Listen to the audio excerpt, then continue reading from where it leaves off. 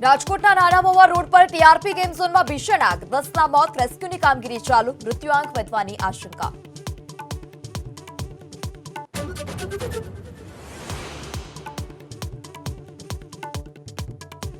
રાજકોટમાં ગેમ ઝોનમાં આગની ઘટનાને લઈ મુખ્યમંત્રીએ વ્યક્ત કર્યું દુઃખ, રાહત કામગીરી માટે આપ્યા આદેશ.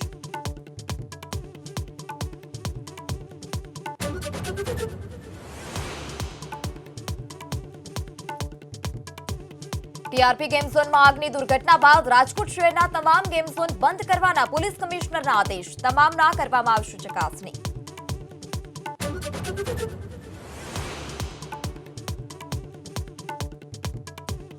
છત્તીસગઢમાં દારૂગોળાની ફેક્ટરીમાં પ્રચંડ વિસ્ફોટ, 8ના મોત, અનેક લોકો ઇજાગ્રસ્ત, ઘટના સીસીટીવીમાં કેદ.